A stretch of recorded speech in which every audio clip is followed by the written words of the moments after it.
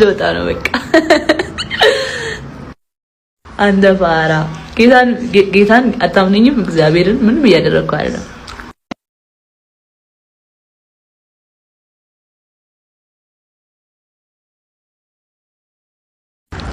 እሺ ልወጣ ነው በቃ። አንደ ፋራ ጌታን አታምነኝም? እግዚአብሔርን ምንም እያደረግኩ አይደለም። ያው እንግዲህ እንደሰማችሁ ድራማው እንደቀጠለ ነው። በጃኒ እና በጁን ዳንኤል መካከል ያለው ድራማ ማለት ነው። ሰላም አለይኩም ወራህመቱላሂ ወበረካቱ። ውድና የተከበራችሁ ቻናል ቤተሰቦች በያላችሁበት ያላ ሰላም ነዝነት አይለያችሁ። ቪዲዮውን ተወደዳችሁት ላይክ፣ ሼር፣ ሰብስክራይብ ማድረጋችሁን አትርሱ። ይጠቅማችኋል እንጂ አይጎዳችሁም። ባይጠቅማችሁም ሰብስክራይብ አድርጉ። ስልካችሁን ብቻ ነው የምፈልገው ማለት ነው። ደግሞ እርግጠኛ ነኝ አንድ ቀን ይጠቅማችኋል። ጃኒ እና ጁን ዳንኤል መጀመሪያ ያለፈ ፋይላችሁን ለምን አልዘጋችሁም? ያለፈ ፋይላችሁን ተዘጋችሁ በኋላ ነበረ ሌላ የፍቅር ህይወት መኖር የነበረባችሁ መጀመር የነበረባችሁ ማለት ነው። እና አሁን ጤናማ ህይወት ለመኖር ያለፈ ህይወታችሁን አልዘጋችሁም። ስለዚህ እየተበጠበጣችሁ ነው ያላችሁት ማለት ነው። ይሄ ሁሉ ደግሞ የእናንተ ኃላፊነት ያለመውሰድ ነው። የእናንተ የኃላፊነት ጉድለት ነው ማለት ነው። እስኪ የጃኒ ቪዲዮ አይተን እንመለስ። ለአመታቶች የደበቁትን ሚስጥር ለነገራችሁ ነው የመጣሁት። አይኑ ሪሌሽንሺፓችን ድብቅ ነበር፣ ኦፊሻል አላደረግነው። እሱም የኔ ጥፋት ሊሆን ይችላል፣ አይሆንም ይችላል፣ አላቅም። ሜቢ አሁን ማወራላችሁ ወሬ ብዙ ወሬ ስላለ ነው። እና ከጆን ዳንኤል ጋር ሪሌሽንሺፕ ውስጥ ነበርኩኝ። ግን ሪሌሽንሺፕ ውስጥ ሆነን ጸባችን ነበር የሚበዛው። በጣም ነበር የሚያሰቃይኝ፣ በጣም ነበር የሚመታኝ፣ በጣም ነበር የሚያስፈራራኝ። ከኔ ጋር ከተለያየሽ አጠፋሻለሁ፣ ከቲክቶክ ትጠፊያለሽ፣ ላይቭሽን አዘጋዋለሁ፣ መስራት አትችይም እያለኝ ለአመታት እያስፈራራኝ ኑረናል። እና አሁን ትናንትና ደግሞ አካውንቴን ባን አድርጎታል። ብዙ ጊዜ ስንጣላ የመታኝ አሉ ቁስሎችን ስክሪንሾት አስቀምጥላችኋለሁ እዚህ ጋር። እና አሁን የመጣሁት እንድታስጠነቅቁልኝ ነው። እኔ ምንም አልፈልግም፣ ድራማ አልፈልግም። እኔ ማስተዳድረው ቤተሰብ አለኝ። እኔን የሚጠብቁ ከኔ የሚጠብቁ ቤተሰቦች አሉኝ። ለነሱ ነው የምኖረው። እና እንዲያልፍልኝ ለእናንተ መናገር ፈልጋለሁ። እና አመሰግናለሁ። አካውንቴ ባን ሆኗል። ከዚህ በፊት ዋርኒንግም ኑሮ ታያቅም ታውቃላችሁ። አሁን ትናንትና ማታ 9 ሰዓት ላይ ነው የተዘጋው። ምንም ማድረግ አይደለም። እና ከአመታት በፊት ላይቬን ሁሌ ነበር የሚያዘጋብኝ። ይሄ ማስረዳለ ቲክቶክ ላይ ብዙ የሚያውቁኝ ሰዎች አሉ፣ እነሱም ያውቃሉ። ሁሌ ላይቬን ያዘጋው ነበር። ሁሌ ነበር የምማጸነው፣ ለምንድን ነው ላይቬን የምታዘጋው እያልኩት። እና ስንጠላ በሱ ነበር የሚያስፈራራኝ። ላይቬን እያዘጋ ነበር የሚያስፈራራኝ። ምንም አታመጭም እያለኝ። ይሄንን እናቱም ታውቃለች፣ እህቱም ታውቃለች፣ ሁሉም ቤተሰቦቹም ያውቃሉ እኔን አብዩዝ እንደሚያደርገኝ።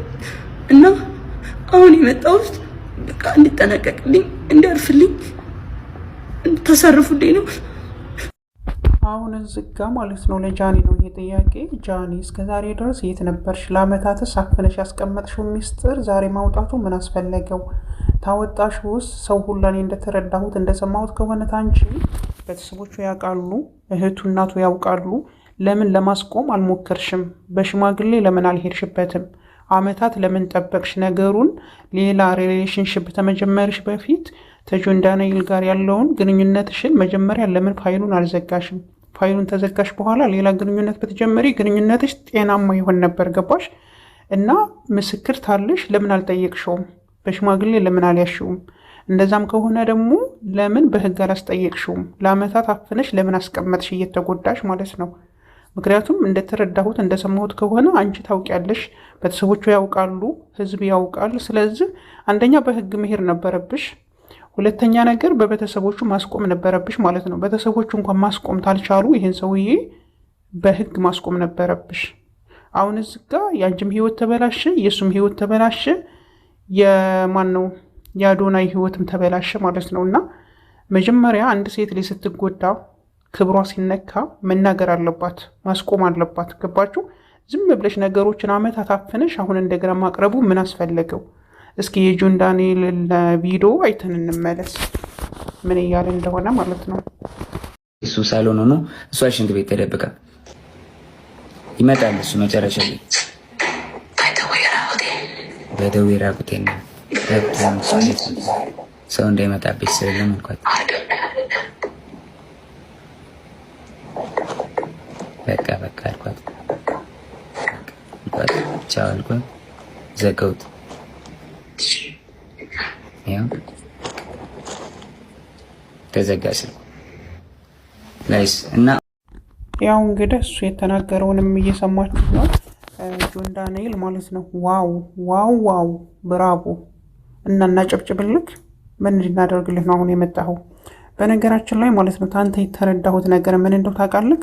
በጣም ተንኮለኛ፣ በጣም ሸረኛ እንደሆንክ ማለት ነው። ውስጥህ ንጹህ እንዳልሆነ ነው እኔ ታንተ የተረዳሁት። አንደኛ ይችል እየደወለችልክ በመስመር ነው አይደለ? ሪከርድ ማድረጉ ምን አስፈለገው? ሪከርድ ያደረግካት መጀመሪያም ተንኮል አስበሃታል ማለት ነው። ተንኮል ባታስባት ኑሮ የሪከርዱ ሀሳብ አይመጣልህም ነበረ፣ አትቀዳትም ነበር። ገባህ? አንተ ግን ተንኮለኛ ስለሆንክ ወደፊት ይጠቅመኛል እንደንትን እጠቀምባታለሁኝ ብለህ ስላሰብክ ማለት ነው እሷ ያወራችን እያንዳንዱ ሪከርድ አደረግካት፣ ቀዳሃት ማለት ነው። ወይስ ቢሆን ኦኬ እንላለን፣ ችግር የለም ይቀመጣል።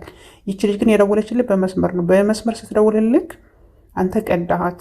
ያ ማለት አንተ ተንኮለኛ ነህ ማለት ነው። መጀመሪያም እሷን ለመጉዳት ነው ፍላጎትህና ሀሳብህ። ስለዚህ ይሄ ነገር አንተን እንትን አይልክም፣ እንደ ጨዋ አያስቆጥርህም ማለት ነው። ባለጌ መሆንህን ነው የሚያሳየው። ሁለተኛ ነገር ደግሞ አንድ ሰው በግል ያው እንትን ያለውን ያወራውን አውጥቶ ሚዲያ ላይ አውጥቶ ማውራት ይሄ ራሱ በህግ ያስጠይቃል። አንደኛ ነገር አንተ የራስህን ንግግር ቆጥበህ እሷ እንድታወራ ዝም ብለህ እያዳመጥካት ነው። ምክንያቱም እሷ የምታውቀው ነገር የለም። እሷ እየቀዳችክ አንተ ባታክ ብዙ ነገር ትቀባጥር ነበረ። ስለዚህ ይሄ ነገር በህግ ያስጠይቃል። ምክንያቱም የውስጥ ሚስጥር ነው ያወጣከው። ሁለተኛ ነገር ይሄ የግል ህይወት ነው ያወጣው። ገባህ? የግል ህይወታችሁን እንዴት ታወጣላችሁ? ለምን በሽማግሌ አልጠየካትም? ያላችሁን ችግር ለምን በቤተሰብ አልፈታችሁትም? እስኪ ጃኒን ደግሞ ሰምተን እንመለስ።